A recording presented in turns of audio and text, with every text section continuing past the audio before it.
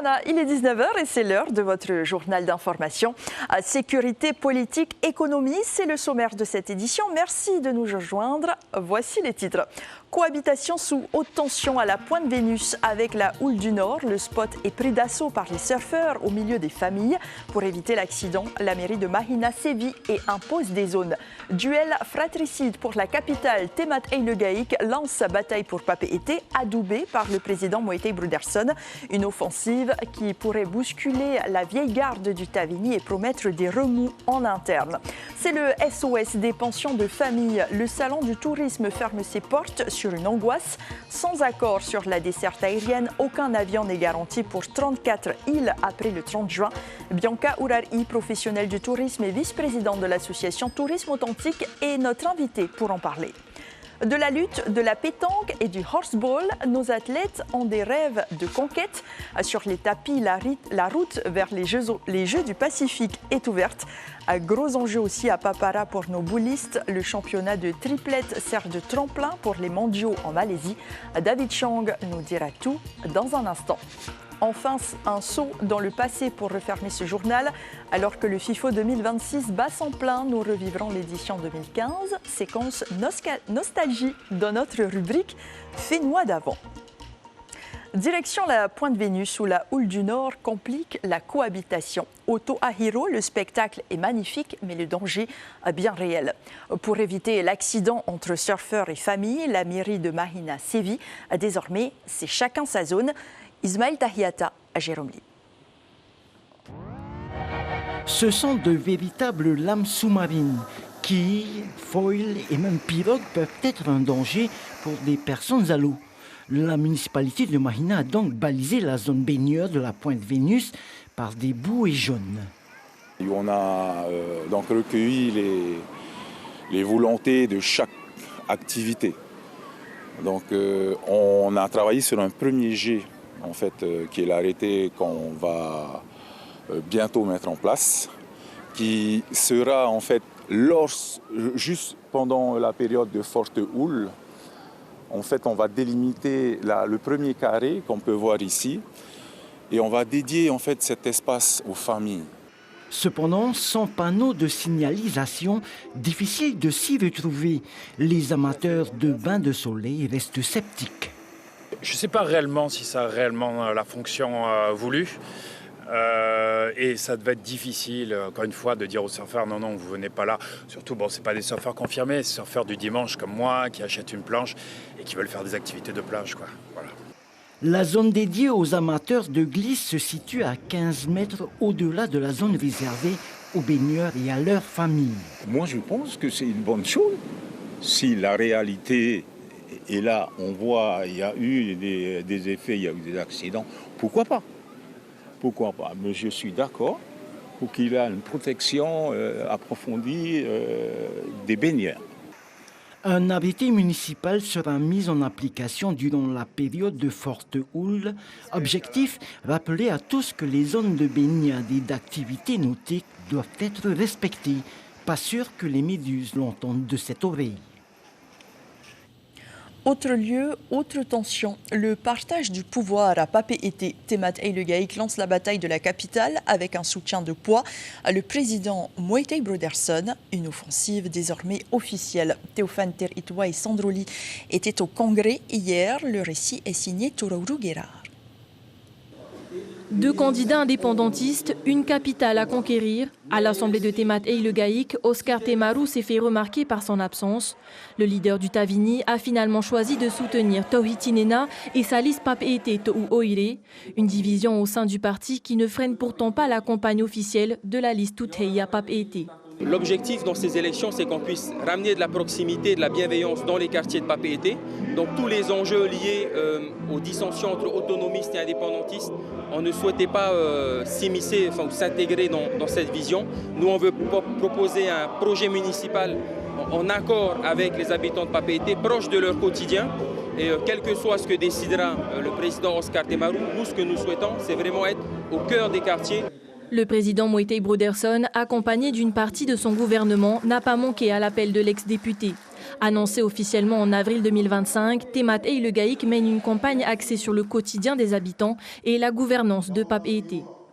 C'est à chacun, on se doit de faire la différence et de voter pour la personne ou le parti politique qu'il préfère. Voilà, on n'a pas à imposer les choix en termes de politique. Après ce qui se passe au sein du Tavini, bon, voilà, je ne fais pas cas, donc voilà. J'ai choisi le groupe de Temat et le GAIC, c'est un jeune qui peut, à partir d'aujourd'hui et à long terme, comme le Tavana aussi lui a fait aussi, hein, depuis à sa jeunesse et aujourd'hui il a cédé la place. Cette liste se dispute désormais Papeete. Après la prise de Taraheuil en 2023, le Tavini voit la capitale comme stratégique et symbolique. Qui succédera à Michel Buyard? Réponse les 15 et 22 mars. La campagne se poursuit en radio dans votre émission L'Invité Café. Demain, place aux candidats de Tairapu Est, Willy Changsao, Keitapu Atwayahutapu et Jerry Picard. C'est à partir de 7h et c'est à suivre également en télévision. Et pendant que les politiques s'organisent pour les élections, les acteurs économiques, eux, luttent pour leur visibilité. Le 33e salon du tourisme a fermé ses portes sur un bilan paradoxal. Beaucoup de monde, mais une angoisse terrible en coulisses. Pour les pensions des îles éloignées, l'horizon est bouché au 30 juin prochain. C'est la fin de la DSP aérienne, la délégation de service public. Faute d'accord, aucun avion n'est garanti pour le second semestre. Un silence radio des autorités qui ne passe pas. On écoute cette réaction au micro de Hubert Liao. On pense incroyable que le pays ne pense pas à nous et nous laisse sans avion à partir du mois de juillet. C'est pas possible. Donc il faut trouver une solution. On a eu des réunions, hein, le premier jour, le premier jour avec le président, le deuxième jour avec Air Tahiti. Rien de bon n'en est sorti pour nous. Et pour porter cette inquiétude également, nous recevons Bianca Urari, professionnelle de Rikitea et deuxième vice-présidente de l'association Tourisme Authentique. Bianca Yorana. Yorana. Merci d'être avec nous ce soir. Alors le salon vient de fermer, on craignait le pire, pas de tarif salon, pas de visibilité après juin. Est-ce que ce soir on peut dire que vous rentrez bredouille? On peut dire ça comme ça, étant donné que nous sommes l'archipel la plus éloignée, donc le billet n'est pas donné. Après, il faut payer le stand. Après le stand, il y a le logement et tout qui va avec. Donc beaucoup de dépenses pour pas de rentrée d'argent? Non, pas de rentrée. Elle n'est pas significative. Hein. Donc déjà, c'est un aperçu pour nous de se faire voir, de rencontrer en direct le tourisme. Ça, c'est un premier contact, le direct. Et après, le deuxième, c'est plutôt être là pour mieux vendre. Parce que mieux vendre, avec ce qui se passe actuellement, nous ne pouvons pas mieux vendre. Alors, le pays veut prolonger la DSP d'un an, mais exige des modifications du contrat. C'est ce qui bloque actuellement avec Air Tahiti. Est-ce que vous avez le sentiment d'être les otages d'une négociation financière qui vous dépasse? Ah, complètement, parce qu'il faut savoir qu'ils auraient dû quand même régler ce problème-là avant qu'on soit là pour le salon du tourisme, étant donné qu'on n'avait pas été informé. Si j'avais été informé déjà avant, je ne serais pas venue et je ne me serais pas déplacée et payé mon stand. Parce que là, c'est une perte pour moi de rentrer bredouille chez moi au Gambier. Et vous avez l'impression que c'est une improvisation au sommet de l'État? Je pense que si Monsieur le Président était là le premier et le deuxième soir avec Air Tahiti, je pense qu'on aurait pu avoir quand même des réponses. Parce que le Président était de son côté avec tout le monde, Air Tahiti avec tout le monde. Et chacun se renvoyait la balle de son côté. Chacun se renvoyait la balle. Maintenant, si on pouvait et si on avait l'occasion d'avoir justement avec les deux parties une réponse, ça serait bien pour nous. Parce que là, on se sent abandonné. Vous êtes dans le flou total. Complètement. On a aussi l'impression qu'il y a deux Polynésies, celle qui est rentable et celle qu'on laisse dans le flou. C'est le sentiment qui domine aussi dans les atolls? Complètement, parce que vu l'éloignement, vu déjà l'année dernière, et ils le savaient déjà, hein. Il fallait déjà anticiper.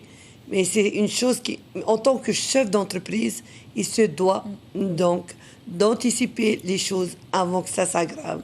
Et là, on commence à vraiment avoir peur du lendemain de chez nous, de un vol qu'on avait en 1997. Aujourd'hui, on a 8 vols. Et demain, je ne sais pas. 0, probablement. Voilà, peut-être 0 vol pour demain. Alors, pour juillet. votre présidente Mélinda Baudin évoquait le fait de manifester devant les grilles de la présidence, mais craignait de ne pas être suivie. Après ce salon, est-ce que l'esprit a changé du côté des gérants de pensions de famille? Changer. Est-ce que vous allez soutenir si, par exemple, il y aurait une manifestation? Ben, il se pourrait qu'on puisse participer parce que on ne peut pas laisser comme ça dans le flou. On a besoin de travailler, on a besoin de voir plus loin parce que nos touristes, ils réservent 1 an avant. Par exemple, nous, au niveau de notre trail, nous avons des réservations 1 an avant. Mais depuis septembre l'année dernière jusqu'à aujourd'hui, on n'a aucune réponse de RTT qui nous disent ben, pour le moment, on ne peut rien faire. Mais maintenant, on aimerait bien avoir une visibilité plus lointaine par rapport à ça. C'est pour ça que nous avons peur du lendemain. Parce que s'il faut revenir 20 ans en arrière, qu'est-ce qu'on va devenir? Donc vous patientez encore? Il va falloir ne pas trop patienter quand même. C'est vraiment tuer la population. Merci beaucoup, Bianca Urari, pour cet éclairage ce soir. On retient votre inquiétude face à ce blocage administratif. Et je rappelle que le pays envisage une prolongation d'1 an de l'actuelle délégation de service public, mais que les discussions butent encore sur des modifications du contrat. Affaire à suivre, donc. On passe du combat économique au combat sur les tatamis. David Chang nous a rejoint pour la page des Toiru Sport.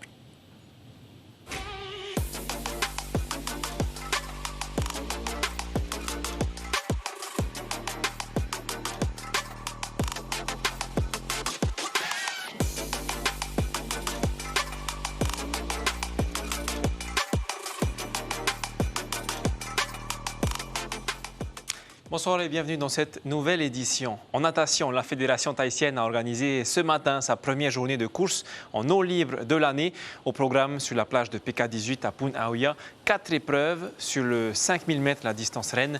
Eno Avia les sorties vainqueurs chez les hommes et Deoti Vido chez les dames. Sur le 2500 m, c'est Jean-Marc Rimaud qui est sorti de l'eau en premier. Il était suivi notamment de Rémi Ségard. On écoute Jean-Marc Rimaud au micro de Marcel Bonneau. Il y avait encore un peu de ressources. Là, je prépare les championnats de France Master qui sont début mars. Donc voilà, j'essaye de renager un peu sérieusement. On va essayer de faire quelque chose de bien là-bas. On est 2 du club de l'OLP à aller représenter Tahiti et le club au championnat de France. Donc voilà, ça va être cool. Ça fait une bonne préparation. Et la prochaine date est prévue le 26 avril à Mo'orea. Les présélections pour les Jeux du Pacifique ont officiellement démarré en lutte. Une première journée a été organisée hier à la salle Makonena à Papeete. Plus de 100 participants ont répondu présents, des juniors aux seniors. Retour sur cette première journée avec Raihei Nadjarian et Marcel Bonneau. Une confrontation pour espérer participer aux prochains Jeux du Pacifique. Chez les moins de 20 ans, Tamater Ei Hervé fait face à Kimana Terorotua. Après un duel serré jusqu'à la fin du temps réglementaire, Tamater Ei l'emporte au cumul des points. Il a 2 ans de moins, mais il est quand même puissant. Il est un peu plus grand aussi, du coup, ça lui donne un petit avantage. Et ouais, en plus, c'est top de faire plein de combats aujourd'hui, parce qu'il y a les Jeux qui arrivent là, à grands pas, avec toute la prépa qui arrive par derrière. Chez les moins de 15 ans, Tamaho Dupont se mesure à Tehana Manuthei. Malgré son jeune âge, Tamaho prend rapidement l'ascendant sur son adversaire. Il remporte ce combat avec un écart de 10 points. Je me suis bien préparé. La veille, on m'a dit que je n'avais pas ma licence. Et j'ai été un peu dégoûté, mais je suis quand même venu. Et j'ai réussi. Chez les dames, Keona Duval fait face à Hinatea Adesi. Après seulement 1 minute de combat, Keona fait tomber son adversaire sur le dos. La victoire s'offre à elle.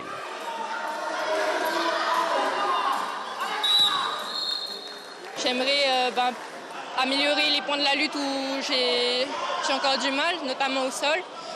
Mais du coup, je vais travailler ça pour prévoir les Jeux du Pacifique en 2027. Avec plus d'une centaine de participants réunis, cette compétition permet notamment d'établir un effectif solide avant les prochains Jeux du Pacifique. Un premier groupe sera constitué pour les Océania au mois de mars. L'association Tahitian Foil Club, affiliée à la Fédération tahitienne, a organisé sa première compétition de l'année à la baie de Papen'o, une compétition de surf avec la houle au rendez-vous. 11 inscrits en Open aujourd'hui, dont 3 seniors, parmi le vivier local d'une vingtaine de personnes. Beaucoup d'absents, certains sont à l'étranger pour des compétitions internationales. La prochaine épreuve de foil surf est prévue en mars, mais le programme continue toute l'année. On écoute Bastien Catabrini, président de l'association. On a 2 downwind, donc 2 compétitions de downwind, ça c'est en paddle souvent. Donc on a une côtière où on fait par exemple Tiare et Motu-Martin comme on a fait l'année dernière. Et sinon on a aussi du coup la traversée un peu emblématique qu'on avait fait la première fois il y a 2 ans, où on rejoint du coup Tahiti par le Motu jusqu'à Moorea, passe de Maharepa. Enfin c'était comme ça l'année dernière. Voilà. Et après il y a la wake foil, donc ça c'est ce qu'on fait aux 3 pontons à Punavia. Voilà, ça c'est le bateau, on raille des vagues du bateau. Et à quelques kilomètres à Papen'o, toujours la Fédération tahitienne de surf a organisé la première manche du Taure à Tour chez les juniors. Peyo Chariot est premier et chez les filles, Miliani Simon remporte le titre.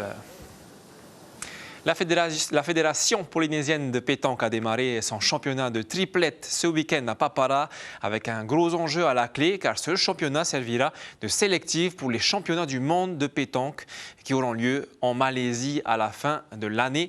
Le reportage de Reihei Nadjarian. La course à la sélection pour les championnats du monde de triplette est lancée. Chaque jeu compte, à l'image de cette rencontre entre Excelsior en blanc et FAA.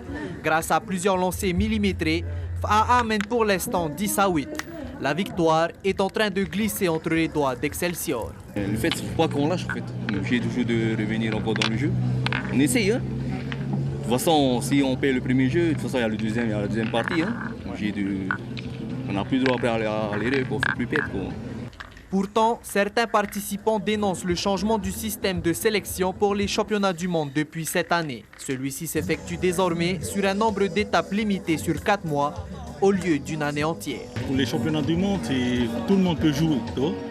Mais comme nous, en tant que, comment on dit, je peux dire leader un peu, hein, arrivé à ce jour-là, on peut ne pas être en forme.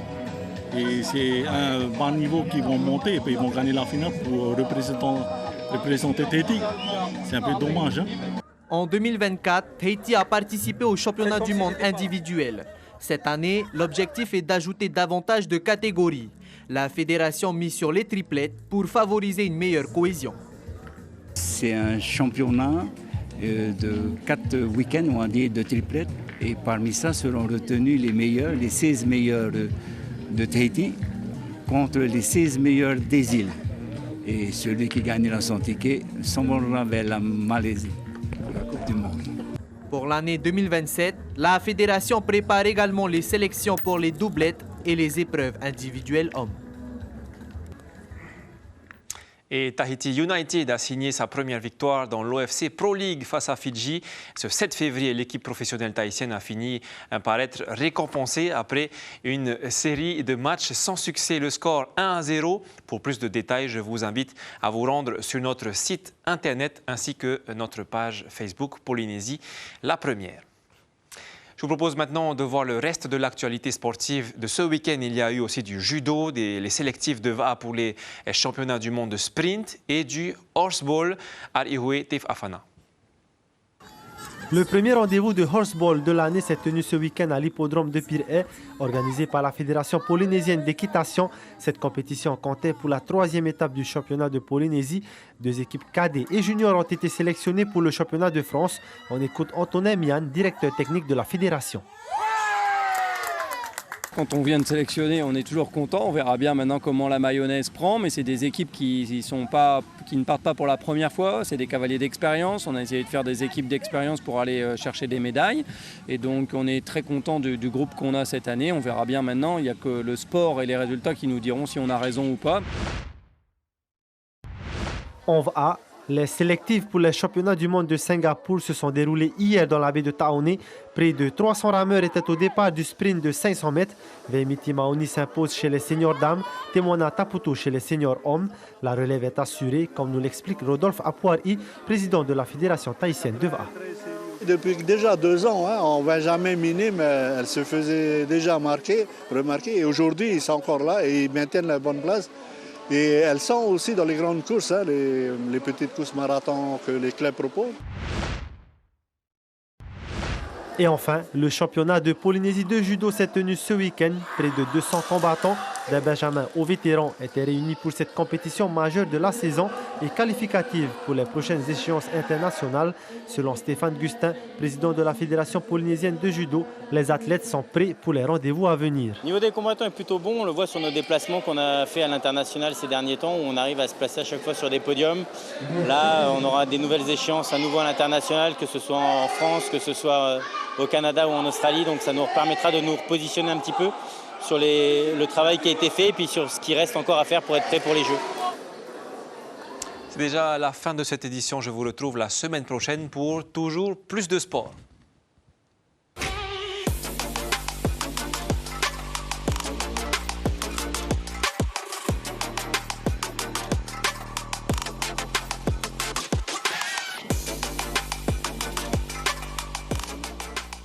Merci David pour ce point sur l'actualité sportive de la semaine. On change radicalement d'ambiance pour revenir à une actualité qui demande justice. L'affaire Au Papé servirait-elle d'exemple? Souvenez-vous de ce chien martyrisé en mai dernier. Sa maîtresse sera jugée le 6 mars. Un rendez-vous judiciaire très attendu pour dire stop à la maltraitance animale au Fénois. Mélissa Chang, Hubert Liao. Au Papé incarne le combat contre la maltraitance animale. En mai 2025, des images insoutenables montrant sa maîtresse en train de le frapper envahissent les réseaux sociaux grâce au signalement de la SCAT Tahiti. En tant que présidente d'association, Sylvia décide de porter plainte. Le procès de la propriétaire mise en cause devrait se tenir le 6 mars prochain. On a un avocat parisien qui vient, qui épaule notre avocate locale, et il nous faut un petit budget pour payer l'avocat. Donc on va faire une petite cagnotte, une petite enveloppe à la clinique vétérinaire Maïva, ou sinon vous m'appelez sur les réseaux d'Obelp Tahiti, je mettrai mes coordonnées et voilà. Et donc les gens peuvent aider en faisant un brief. J'ai besoin de sous pour financer l'avocat parce que moi je veux que ce soit un ténor du barreau. Il est, si tu veux, il est spécialiste en droit animalier, ce qu'on n'a pas forcément en Polynésie. Sur le terrain, la mobilisation ne faiblit pas. Chaque jour, les associations sont confrontées à la maltraitance, au manque de stérilisation et aux abandons. Des réalités que connaît bien Maurice, bénévole de longue date. Être bénévole parce que c'est mon humanité à moi, c'est de justement m'occuper d'animaux qui ont été abandonnés, qui ont été souvent torturés, hein, ça arrive plus souvent qu'on puisse le croire. Ici j'ai retrouvé des chiens dans des sacs de farine entièrement attachés avec du barbelé. Voilà, par exemple, j'ai donné les photos à SCAT Tahiti, qui est à Montréal, hein, qui est une nouvelle association, qui a reproduit les photos sur son site et elle en a reçu plusieurs dizaines d'autres par la suite, quoi. Maltraiter un animal, c'est parfois le condamner à mort. Thanos, jeune mal croisé, est aujourd'hui en sursis comme plusieurs autres animaux, faute de famille d'accueil. Pour rappel, la Polynésie française compte 500 000 chiens pour 279 000 habitants. Pour finir sur une note plus légère, un petit coup d'œil dans le rétroviseur. Le 23e FIFO bat son plein depuis vendredi à la Maison de la Culture. À l'occasion pour notre rubrique Fénois d'avant de remonter le temps en direction 2015. Il y a 11 ans, quels étaient les films qui faisaient vibrer le festival? C'est l'instant archive avec Adèle Sanchez et Gilles Lucot.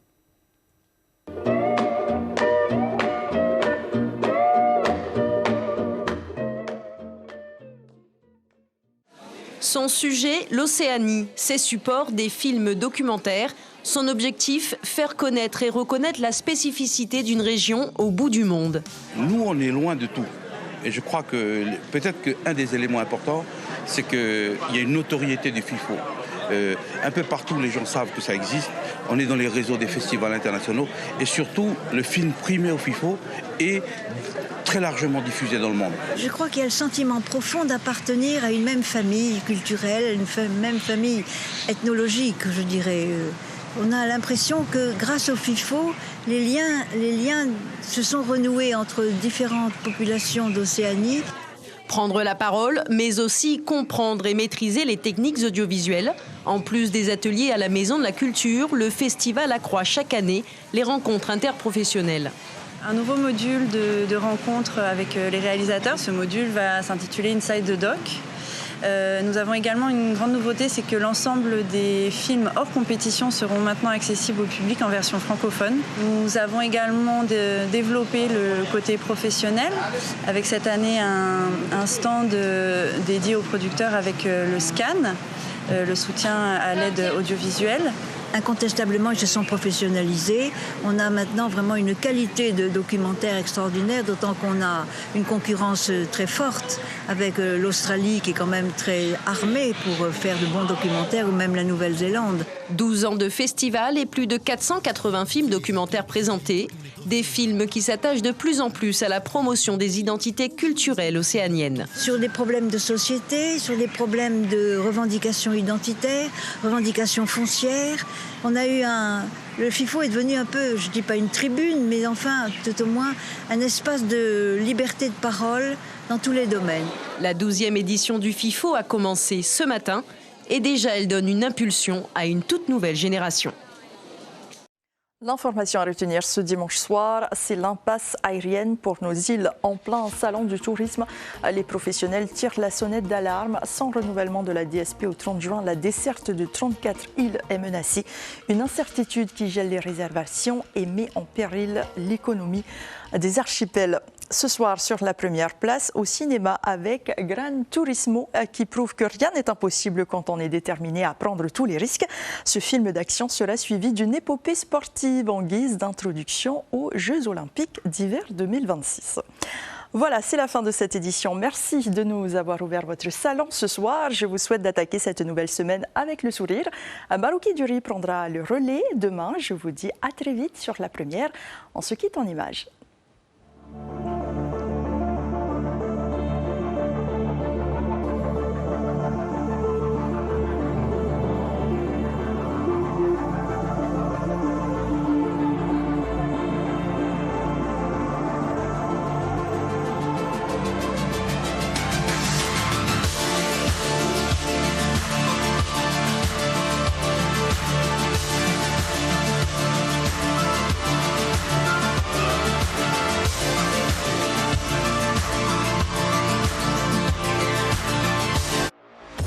Retrouvez toute l'info sur WhatsApp en scannant notre QR code.